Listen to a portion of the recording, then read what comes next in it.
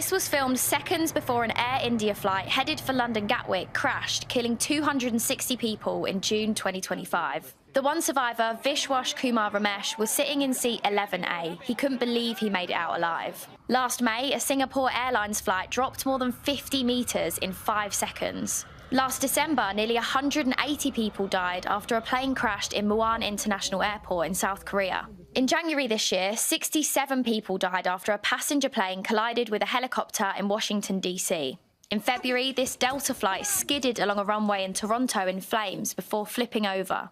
And it was only a few weeks ago that a plane crash at London Southend Airport killed 4 people. So why does it feel like more planes are crashing these days? Are certain manufacturers more dangerous? And is 11A really the safest seat? So that Singapore Airlines flight back in May 2024 had serious turbulence. One man on board died from a heart attack after the plane jolted up and down for 4.6 seconds. So climate change affects temperatures and wind patterns, and so in the next few decades, experts say the amount of severe turbulence around the world could double or even triple. But the BBC's been looking at the number of crashes. Firstly, there have been several high-profile air accidents recently. We don't have the stats for 2025 yet, but the data says crashes are generally down. And so it's quite easy to get the impression that there's been an increase in these accidents around the world, but actually figures tell a very different story. Actually, these number of accidents are going down in a very dramatic way over the last few years. This is how the number of accidents on commercial flights has changed since 2005. It's a clear downward trend, even though the number of flights taking off has increased.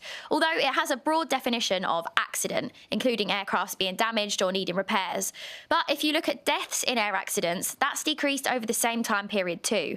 And the few spikes just reflect a few major disasters. Of course, being up in the thousands of feet in the sky, we get the impression that maybe this might not be the safest form of transport. And then, of course, we have quite a lot of high-profile cases involving manufacturers like by Boeing that sort of adds this other elements to it as well. So, of course, it's on the forefront of our minds. But when there is a crash, the public are really interested in it, hence why it's all over social media and news outlets. So it's not necessarily happening more, but we're just seeing it more.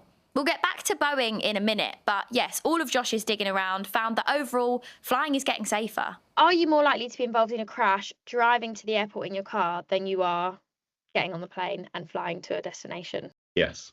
That's very reassuring to hear. This website ranked the safest full-service and budget airlines for this year, using factors like fatalities, number of incidents, and pilot skills and training.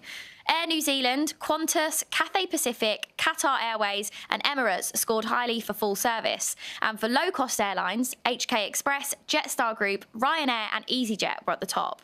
But what about the manufacturers? Every time there's a crash, people in the comments are always asking, was it a Boeing plane? Was it this type of Boeing plane? What is the deal with these Boeing planes? Are they more dangerous than other types? Excellent question. People always ask about Boeing versus Airbus. In short, majority of the planes out there are manufactured by either Airbus or Boeing. So if we take a simple probability is 50-50, isn't it? Or with that in being involved in an incident. But if we